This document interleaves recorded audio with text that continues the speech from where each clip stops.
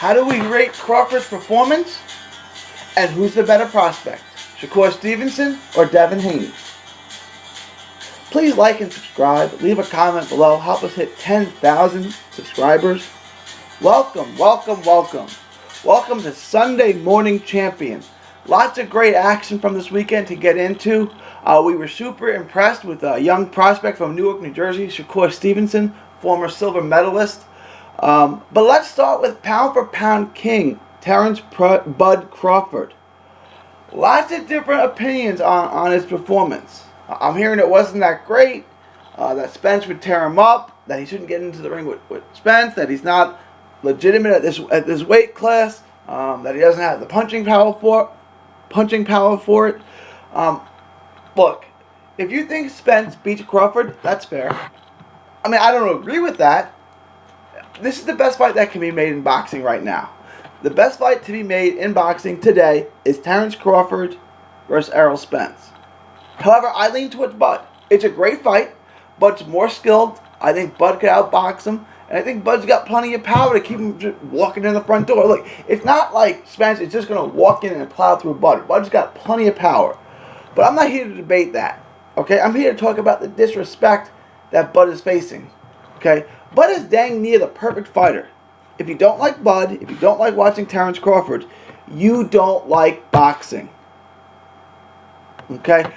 Bud is dang near the perfect fighter. He carries power into the late rounds. He's two-fisted fighter, right? Fights out of both, the switch hitter, right-handed and left-handed, likes to switch up. We saw that yesterday, switching it up, round in, round out.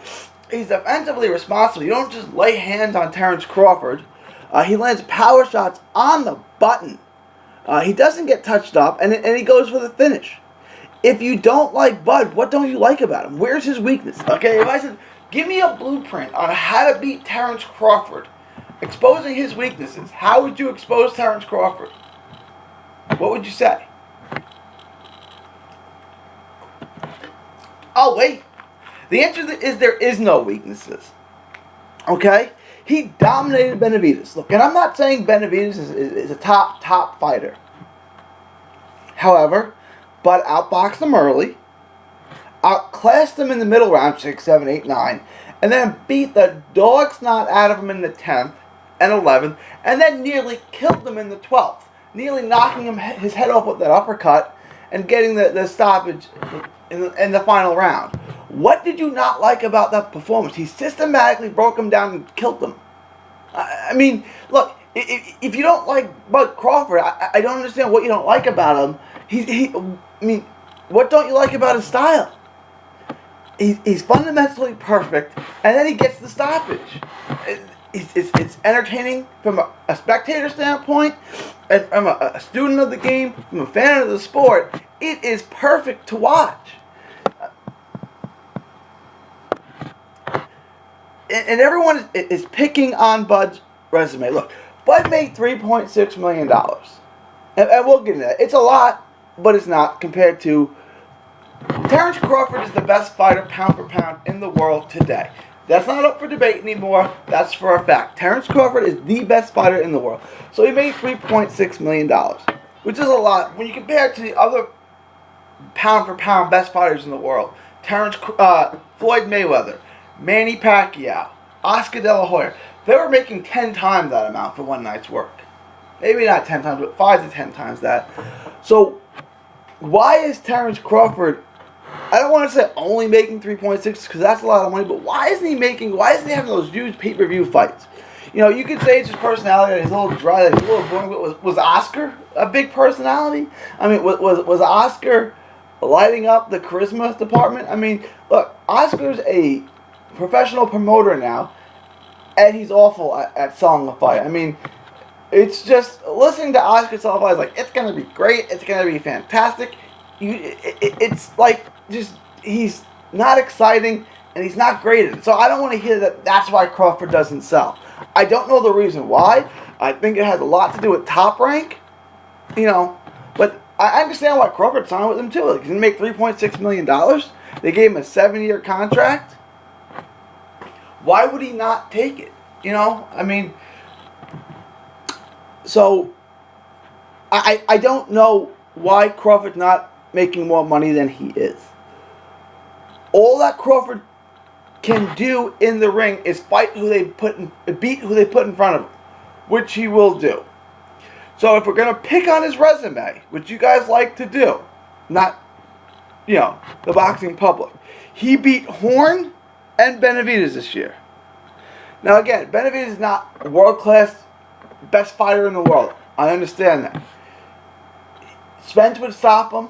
Pacquiao and Porter. Pacquiao would probably stop him too. Porter probably beats him. He's tailor-made for Pacquiao, and Porter probably beats him, roughs him up, gets him on the inside. But that's a great fight.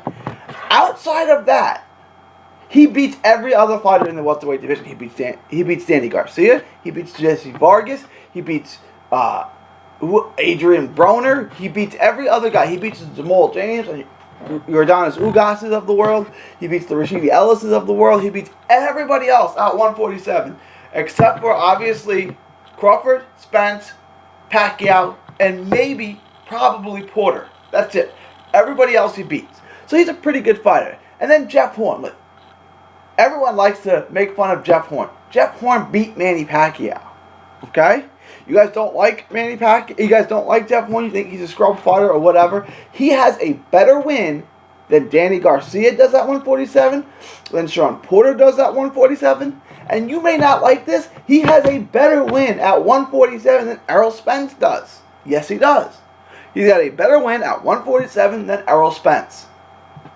If you don't like it, that's too bad. Errol Spence's best win is Kell Brook.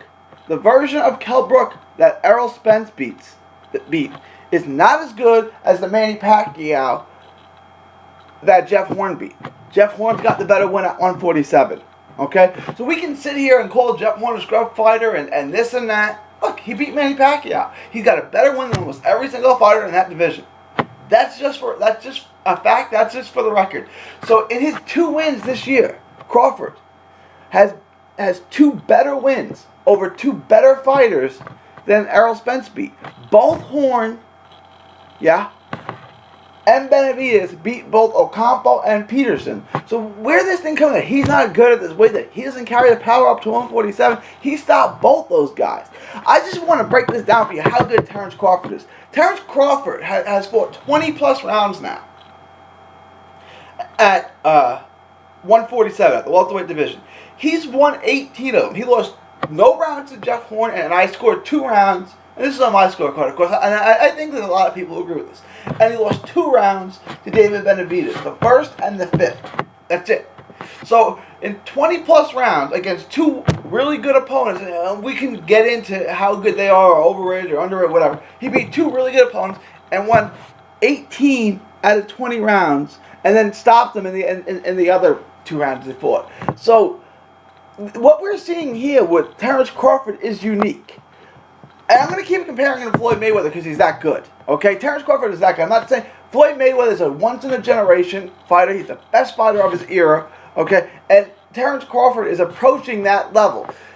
Floyd Mayweather lost rounds. He lost rounds to Chop Corley. He lost rounds to Zab Judah. He lost rounds to Robert Guerrero. He did. Guerrero won, I think, 2, maybe 3 rounds on my card. Judah won a couple rounds early. Chop Corley won 2 rounds with him. So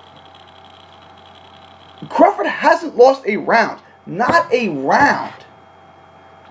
Since Victor Postal. So he lost the first round of Postal. The opening round of Postal. Won every round of every fight since then. Then lost the first and the 5th to Benavidez. That's it. The guy doesn't lose a round. And you guys want to nitpick and say he doesn't carry his power. Benavidez is no good. This is dominating stuff we're watching here. And you guys just want to act like Benavidez isn't the best fighter in the world. No, he's not. But he's a pretty good fighter, and Crawford demoed him. Crawford gave us a lesson on how to beat someone and stop him. I'm moving on. Shakur Stevenson put on a show last night. Boy, did he ever. That was some performance. It really was. This is a featherweight who has it all. Is he the best prospect in the sport? A couple of weeks ago, we got to see Devin Haney. I know they're different weight classes at the moment, right? Haney's a lightweight, and Shakur Stevenson is a featherweight who fought at 128. I think that had more to do with his opponent taking the fight on short notice and not being able to get down to 26 in such a short amount of time. Now, what I'm asking is not who would win, because that's not relevant right now, because Haney's a couple weight classes bigger. But who's the better prospect? Who will do better things more quickly? Who will get to a world title first? Who will be on pound-for-pound list first? Both fighters have had their power question, and I think both answered that question. I think that's disrespectful. When you have the type of speed and are that precise with your shots like Haney and Stevenson are, that magnifies your power. When you can throw punches from angles that they never see coming with lightning quickness that land on the temple, that land on the chin, that land on the vulnerable spots, that magnifies your power. And both of these guys have that, right? That precision, that landing on the button multiplies your power. It takes an average puncher and turns him into a lethal puncher. And both of these guys have that. Now, who do I think is the better prospect? And I want your opinion too. I want you to let me know who you think is the better prospect. I'm going to keep it 100, and I'm going to say I think Devin Haney is the better prospect. And I'm a fan of Shakur Stevenson, not knocking Shakur Stevenson. I think Haney is sharper with the shots. I think his footwork is more fundamental. It's more fluid. I think he's better on his feet. I think he's more experienced and more battle-tested, I believe. You saw his last two fights with Menard. He's rugged. You can't push him around. I think he's physically stronger. I don't know if how Shakur Stevenson will respond when he's tested, when he's in there with someone physically stronger than him. So it's not a knock on Stevenson. Like I said, I was very impressed with his performance. He will be a world champion sooner rather than later. He may be a world champion as soon as next year. Definitely by 2020, I would say. So, this is not a knock on Stevenson. If I have to pick who I think is the better prospect, who will go on to win a world title first, who will start hitting our pound-for-pound list first, I got to go with Haney. I think he does more things well. I think he's actually, despite being younger, I think he's more polished. Like I said, he's sharp. His footwork is perfect. I think he's more fundamentally put together than Stevenson. And Stevenson's an Olympic silver medalist. So I'm really, really high on Devin Haney. Let me know who you guys think is the better prospect right now. Who would you rank higher? Here's something else I want to get to. And I put a poll up on my Twitter, 3D Boxing Blog, at 3D Boxing Blog. I just got into a debate with Ness from the Boxing Voice on this one. Two prospects. Who would you guys pick to win? Both are 21. Both fight around the same weight at about the featherweight division. Brandon Figueroa from my home state of Texas, or Shakur Stevenson from Ness from the Boxing Voice's home state of New Jersey. Who would you pick to win that fight? Brandon Figueroa versus Shakur Stevenson. Who do y'all got? Let me know. I'm taking Figueroa. I think Figueroa beats him, wears him down. I think the work rate and the punch output is too much. I think he mauls him on the inside. I think he has some success on the outside, being the longer, taller fighter. I think, Stevenson wins rounds and does some damage and lands some clean shots, but I think Figueroa wears him down, mauls him to death, and stops him late. But let me know what you guys think. Am I crazy? Is Shakur Stevenson way too fast and way too athletic and way too polished and boxes circles around him? Is Ness right about that? Or do you guys agree with me that Figueroa outworks him, keeps the work rate up and just mauls him into a slow death like I think? Let me know what you guys think. Leave your thoughts, comments below. Let me know who you think would win that fight between Figueroa and Stevenson. And also let me know who you think is the better prospect between Stevenson and Devin Haney. For Sunday Morning Champion, this is 3D Boxing signing off, saying thank you and God bless. Enjoy 3D Boxing Vlog videos? Show us some love by clicking the like button.